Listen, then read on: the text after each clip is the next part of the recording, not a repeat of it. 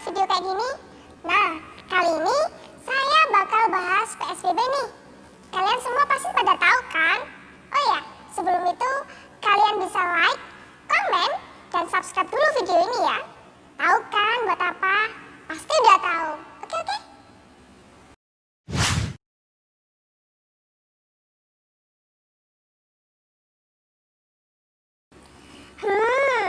Ngomongin soal PSBB, sejak awal sih udah ragu sama efektivitas aturan ini.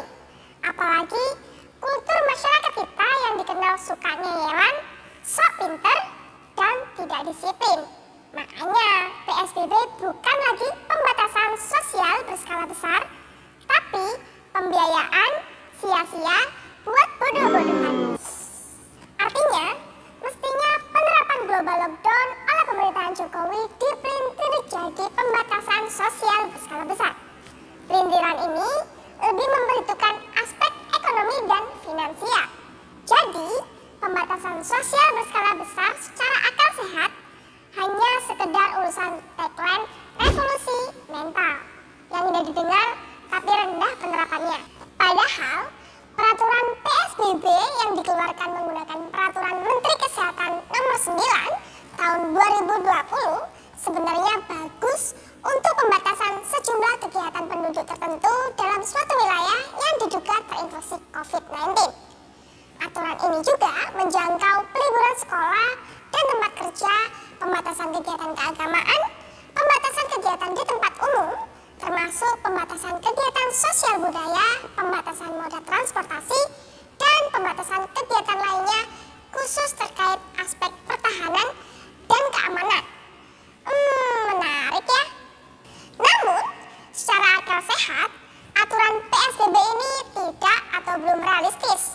Makanya, Selasa kemarin 26 Mei 2020, Pak D. Jokowi nurunin TNI Polri untuk mendisiplinkan rakyat yang mokong. Turunnya TNI Polri ini adalah suara negara. Artinya, Indonesia telah menurunkan aturan yang bersifat memaksa agar negara dapat menertibkan masyarakatnya.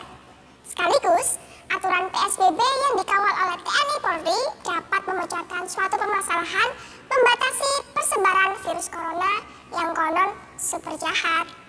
Nah, dengan turunnya TNI Polri kali ini sepertinya untuk menepis sindiran orang-orang kritis bahwa peraturan dibuat untuk dilanggar.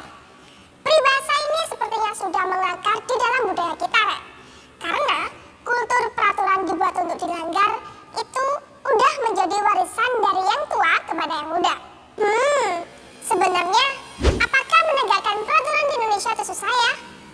Maka dari itu, apabila TNI Polri makin disiagakan, pertanda bahwa Pak D. Jokowi nggak ingin ada pembodohan dari sebagian rakyat terhadap negara.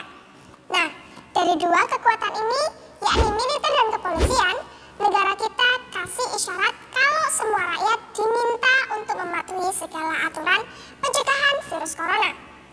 Isyaratnya ya tindakan tegas bakal segera diberlakukan.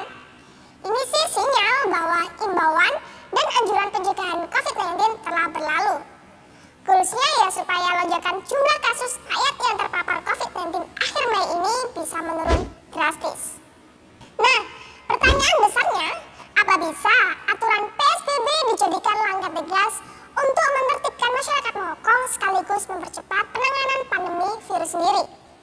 Bisa jadi, setelah sikap pada Jokowi kemarin, pelanggar aturan PSBB ada sanksi pidana yang menjerat warga yang tidak patuh. Tanda-tandanya, ya segala aturan PSBB bakal diintensifkan agar PSBB alias pembiayaan sia-sia buat bodoh-bodohan. Terutama dari APBD tiap provinsi dan kabupaten kota yang menerapkannya. Dana-dana ini bisa bersumber dari relokasi APBD, bukan semuanya dari pemerintah pusat. DKI Jakarta misalnya, untuk pelaksanaan bansos, pemerintah menyediakan anggaran dalam bentuk belanja tidak terduga atau BTT yang jumlahnya sekitar 5 triliun rupiah. Anggaran ini dapat digunakan sewaktu-waktu dan apabila dibutuhkan, jumlahnya juga dapat ditambahkan. Terutama untuk penanganan 3 sektor, yakni kesehatan,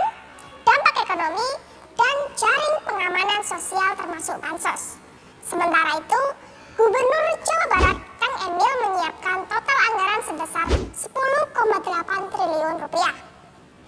Anggaran ini merupakan gabungan dana dari pemerintah Provinsi Jawa Barat dan pemerintah daerah. Jadwalnya, semua penggunaannya akan dikoordinasikan agar bisa tepat sasaran, antara lain anggaran untuk darurat kesehatan, pengamanan, dan bantuan sosial. Gubernur Jawa Timur Budi Kofifa akan menyiapkan anggaran PSBB sebesar 2,4 triliun rupiah untuk PSBB di Jatim. Di Jawa Timur, serapan anggaran terbesar untuk penanganan dampak jaring sosial sebesar 995 miliar. Maklum, Budi Kofifa adalah seorang mantan mensos yang menerapkan acuan masyarakat kecil atau orang miskin. Pemerintah Kota Surabaya juga dikritik agar bisa menggunakan dana tidak terduga untuk penanganan COVID-19. Mengingat COVID-19 sendiri sudah dinyatakan sebagai bencana non-alam. Kritikan ini agar Pemkot Surabaya mau merelokasikan anggaran proyek-proyek prioritas lain tahun lalu di APBD 2020. Seperti renovasi infrastruktur pemeliharaan Stadion Gelora Bung Tomo dan pengerjaan Jalan Lingkar Luar Barat. Nah, menurut investigasi saya nih, urusan PSBB pernah tersiar kabar ada dugaan potensi korupsi sebesar 168 miliar di DKI Jakarta.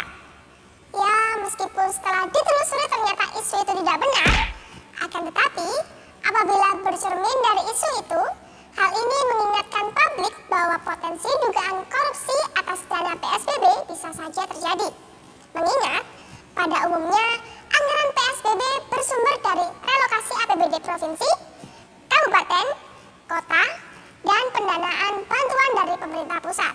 Nah, maka dari itu, publik dan masyarakat sipil saatnya turun ke lapangan untuk mengontrol penggunaan dana-dana itu, agar plesetan pembiayaan sia-sia buat bodoh-bodohan tak dipraktikkan oleh birokrat di semua tingkatan termasuk pusat sampai desa. Kalau kita sendiri yang ikut serta ngawasin dan kontrol, itu semua kan jadi enak, ya kan?